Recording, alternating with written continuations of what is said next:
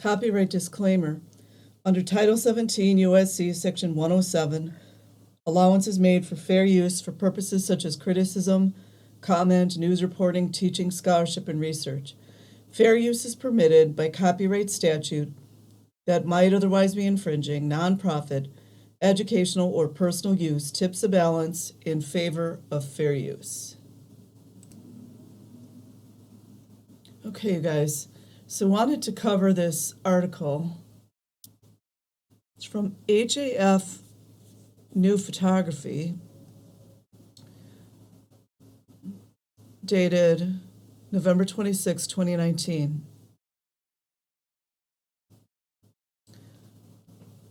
Holding missile Peenemünde in 1940. See if I'm going to blow that up a bit so you guys can see it.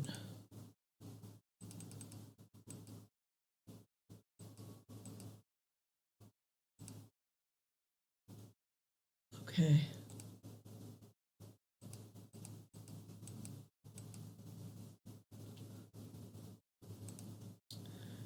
A strange new photo series retells the story of two rocket science's earliest pioneers. And this is related to L. Ron Hubbard. We'll get to that. Photographer Barbara Diener's The Rocket's Red Glare untangles a convoluted history. As teenagers in the 1920s, a time when space travel was limited to science fiction novels, Wernher von Braun in Germany and Jack Parsons in Pasadena, California, shared an intercontinental rocket science correspondence.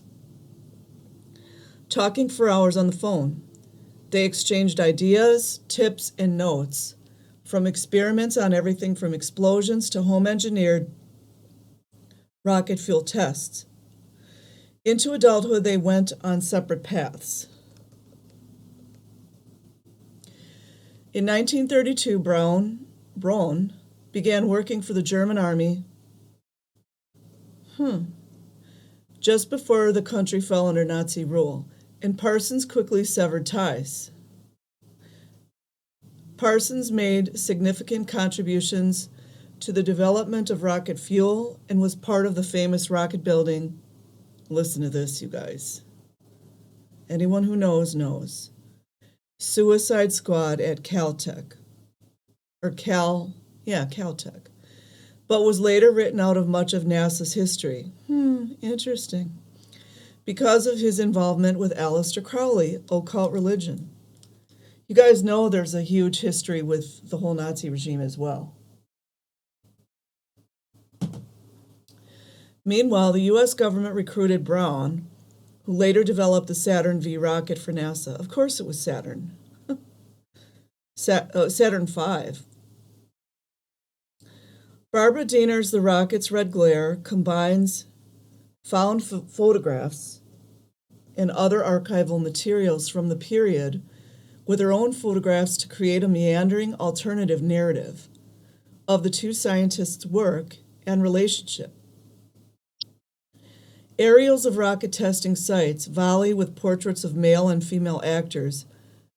Diener hired to stand in for Parsons, as well as glasses required 3D photographs of Martian landscapes. Diener's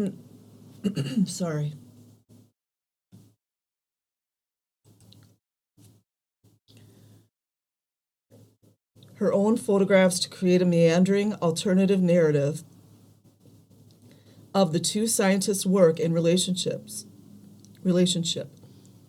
Aerials of rocket testing sites volley with portraits of male and female actors Diener hired to stand in for Parsons, as well as glasses required 3D photographs of Martian landscapes. Diener's non-linear mix of old and new creates a disjointed yet effective story of a period in history to which most viewers are likely unaware. Intrigued and confused, I spoke with Diener to dig through her strange historical revision. John Feinstein in conversation with Barbara Diener. Now this is really interesting. I'm going to blow this up for you guys to look at.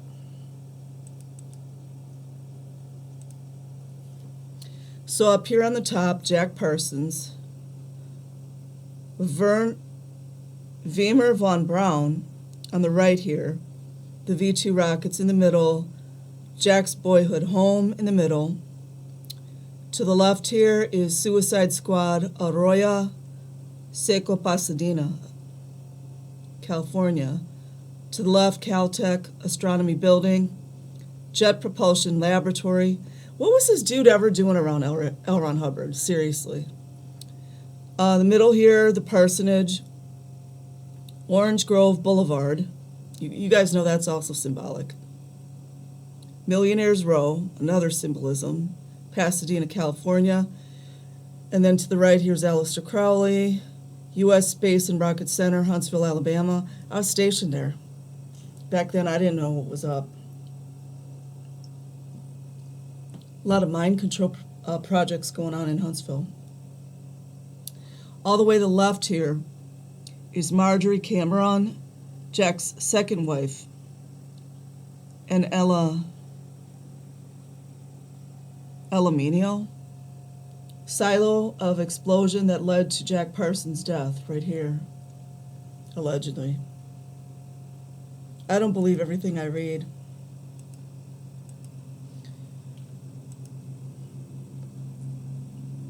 John Feinstein, before I really spend time with this work, I have to say this is a crazy, compelling, and intriguing parallel history. I'm not sure how much of it I understand yet. Where to begin? What gave you the idea for this series? Barbara Diener. I have been interested in Wernher von Braun in Operation Paperclip for a while. Operation Paperclip was a CIA-led initiative, allegedly, that secured and extracted German Nazi scientists, including von Braun, after World War II, and brought them to the U.S. to work for the military. You guys go and look up some history. Prescott Bush, which was George Bush Sr.'s father, he was real buddy-buddy with A.H. You guys know who I'm talking about. I think. That's what I've read.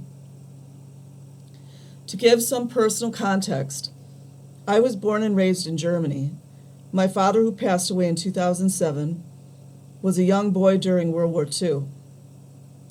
It was always hard for him to talk about any details regarding the war, and therefore hard for me to know exactly where my family fit into that historical moment. As far as I know, my grandfather and uncle did not actually join the Nazi Party, but both fought on the German side.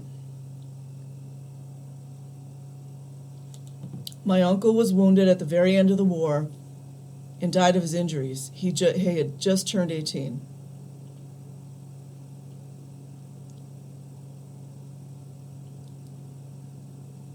Saturn 1 at night, Huntsville, Alabama, 2019.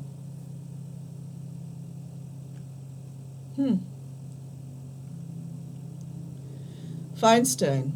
Oh, wow. I think this could go down a rabbit hole, which I'd love to discuss in another context at some point. Can you share some details about the two scientists and the history this series is based on? Diener. Wernher von Braun's story and some of his rocket teams encapsulate a lot of things I am trying to unpack with this project. So much documentation was destroyed or classified for decades. In late 1932, Wernher von Braun went to work for the German army, which fell under National Socialist rule the following year. Maybe. I don't know whether to believe some of the accounts, but, give her the benefit of the doubt.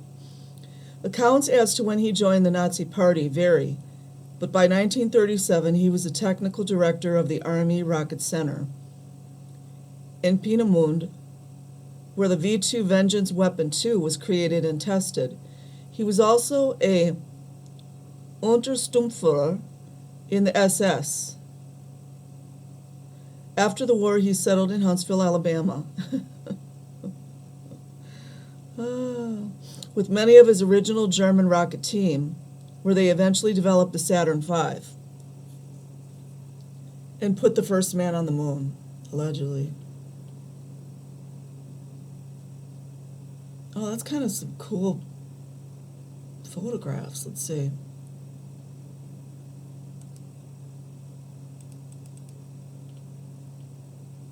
Look at that. That's cool.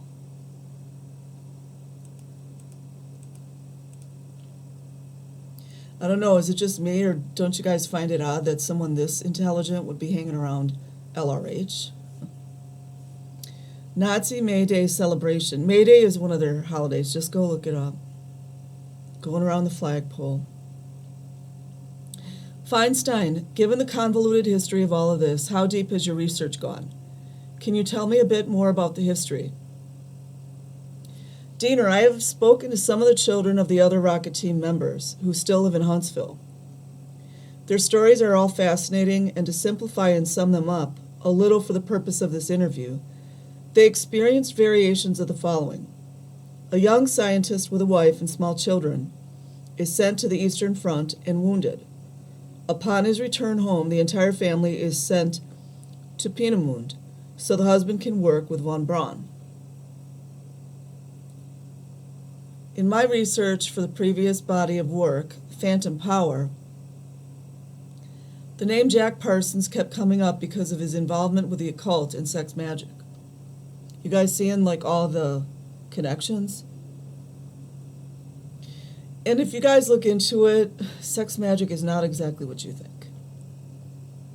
Some people do it literally, but Parsons became a member of the Los Angeles chapter of Ordo Templi Orientis, of course he did, which was led by none other than Aleister Crowley. I do wonder, though, all these stories are always exactly the same, but, I mean, I don't know. Parsons also had ties to pre-Scientology L. Ron Hubbard. Parsons' primary romantic partner, we got to hear this again, his first wife's younger sister. You guys know they swap. They swap partners. That's what they do. Left him and married Hubbard. That didn't work out well for her either. Although he never attended Caltech, he spearheaded the self-proclaimed Suicide Squad. Are you guys seeing some patterns here? You guys remember how we've heard that, and allegedly that LRH was very, very obsessed with abortions? A group of Caltech students who shared Parsons' love for rocketry.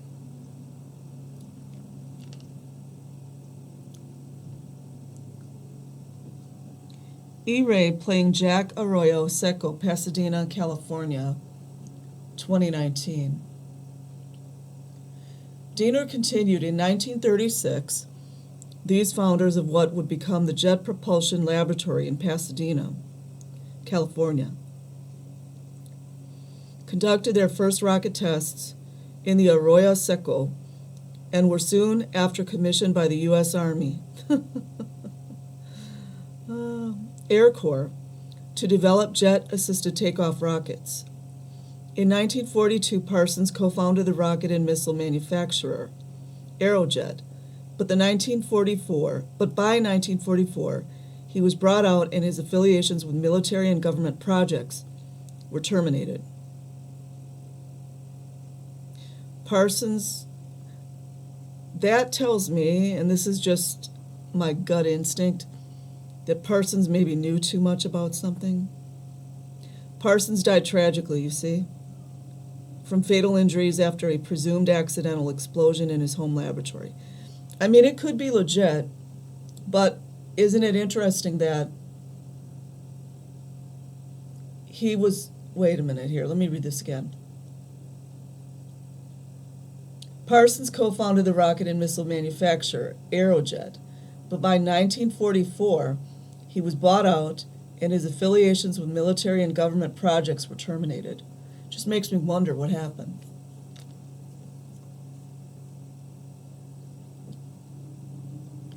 I started digging into both von Braun's and Parsons' stories separately, but simultaneously. At first, I did not know that there was a concrete link between them. I was looking at the type of person that it takes to want to go to the moon and conquer space. They were both eccentric, driven, self-centered, and had dreamed of going to the moon when space travel was confined to science fiction novels. In my mind, there was a link between them purely based on their personalities. I was thrilled to find out that they actually knew each other and as teenagers had talked on the phone about their experiments. This was in the 1920s. Did we have phones in the 20s, you guys? Did we have telephones in the 1920s? I suppose maybe. I don't have to go check that. This was in the 1920s, and they were both members of their respective rocket clubs. At that point, it became clear that I needed to explore this.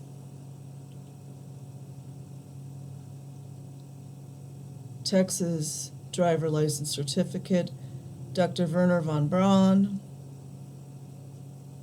Oh, William Beaumont Annex. I was stationed there.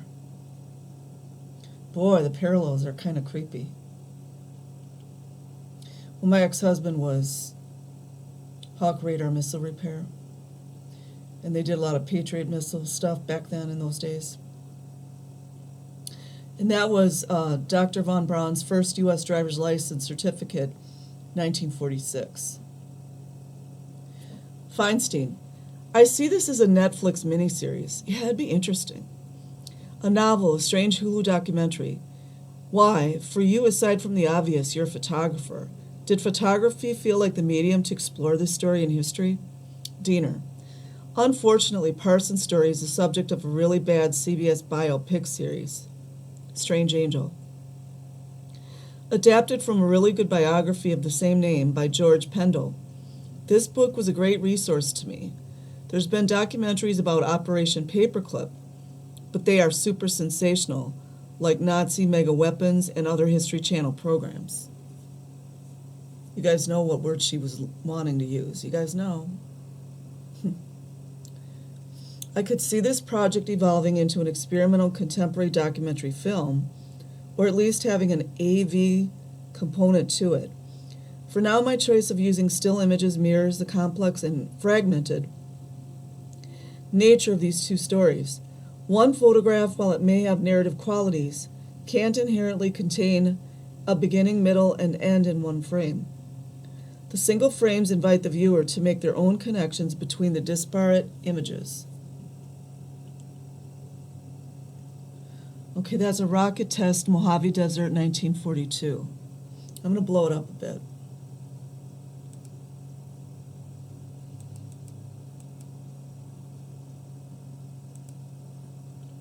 Can you guys see it? It's right here. I'll be putting the link in the description box. It's a little bit off the beaten path, but I find this really interesting.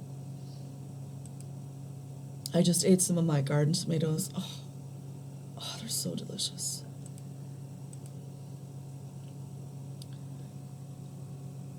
Wernher von Braun's astronomy manuscript, written at age 15.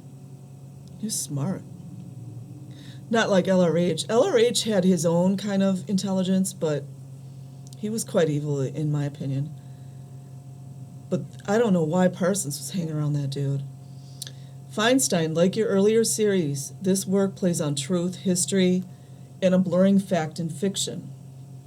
Diener, absolutely. It is nothing new to approach history and the way it has been disseminated as something malleable rather than fixed. We now consider the voices of minorities and underrepresented communities, current state of this country aside, and are able to have a much richer and more nuanced understanding of historical events. For both Wernher von Braun and Jack Parsons, there are facts but also many unknowns. Within these unknowns, I am searching for truths. Feinstein, building on that, I'm interested in your use of primary sources, found material, etc. This practice method is something that's been in and out of vogue as a device for storytelling in the art photo world over the past few decades. I think of Joan Foncuberta Christian Patterson, and many others. Diener, yeah. I used to joke that I just need to find my teenage runaway shooting spree story, in reference to Christian Patterson's red-headed peckerwood. Maybe this is it. I honestly tried really hard to resist incorporating historical photographs into this work, but then I came across some images that were just too good to spend the rest of their existence gathering dust in an archive. I had to do something with them. Similarly, I was blown away by the ephemera in the Wernher von Braun archive in Huntsville, Alabama, which included his high school math notebooks, a manuscript for an astronomy book he wrote at age 15, handwritten drafts for speeches, driver's license, etc. In addition to their historical relevance, they also helped me tell von Braun's story. Coming across imagery of swastikas has a nauseating, repulsive effect on me. By the way, the swastika did not originate with the NAZI. It was perverted. It is still jarring symbolism for me since SWAS are illegal in Germany. So when I found the prints that I rephotographed for Funeral for Victims of Air Raid, Peenemünde, Germany, and Nazi May Day celebration, again, go look at that holiday.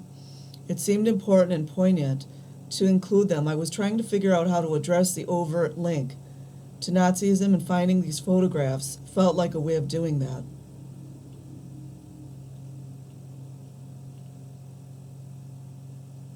Interesting.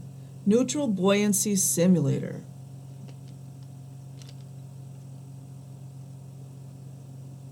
This is definitely not my expertise, you guys, but I found it really interesting. Building the Mars 2020 rover, Jet Propulsion Laboratory.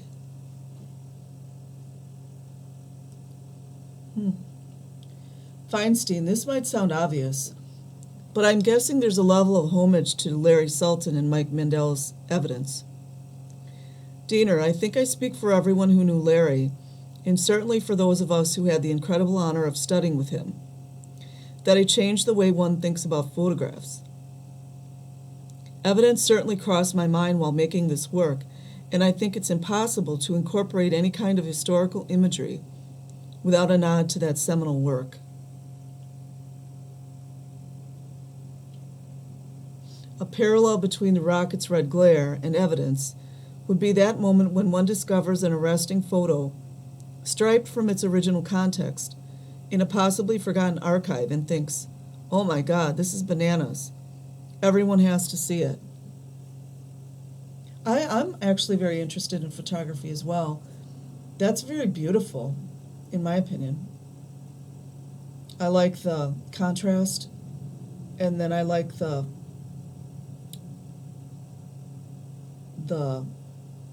depth and the shade.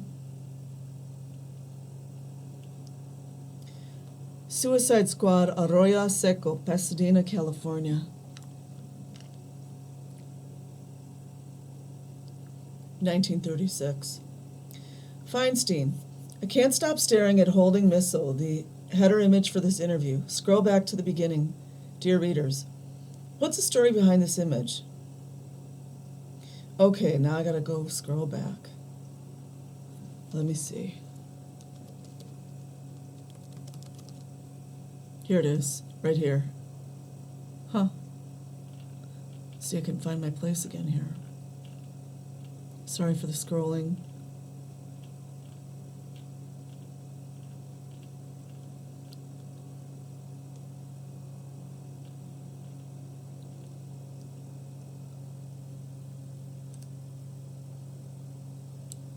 Diener, the photograph of the man holding what looks like a small rocket is one of those images that I found in the von Braun archive. It was so striking and prompted questions. Who is this young man? What is he holding exactly, and why? What role did he play in the context of the larger history? Did Wernher von Braun pose him? Presumably this image was from von Braun's personal collection of photos he brought over from Germany. Feinstein. But you also doctored it, right? Isn't that an interesting thing to say, you guys? Diener, I made the background photograph on my first trip for this project out to California. It was already monochromatic and a little eerie, so superimposing those two images felt very natural. I am drawn to the final product for its ambiguity and mystery, by removing the figure from its original context and placing it into a different landscape. I am literally merging the two places, Germany and California, and the two different timelines to create a new truth. Interesting. That woman's got some hair. Victoria playing Jack Griffith, Park, Los Angeles. Feinstein. A piece of this series is having people dress up as the original scientists. What's your thinking behind this? Who are the actors? What's your relationship to them? The significance?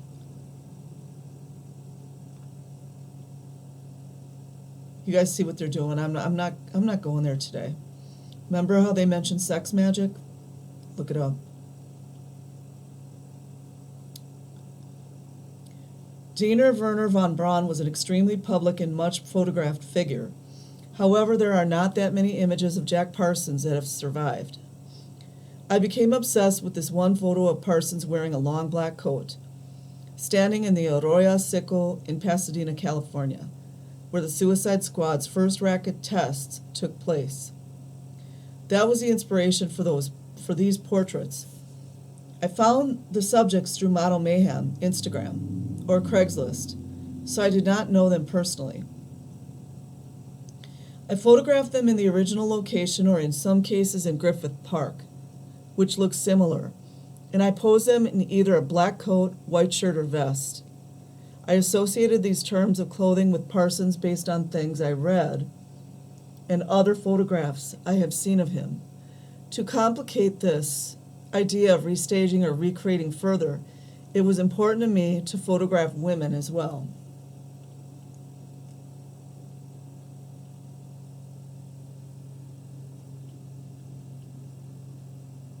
Funeral for Victims of Air Raid, Peenemünde, Germany, 1943.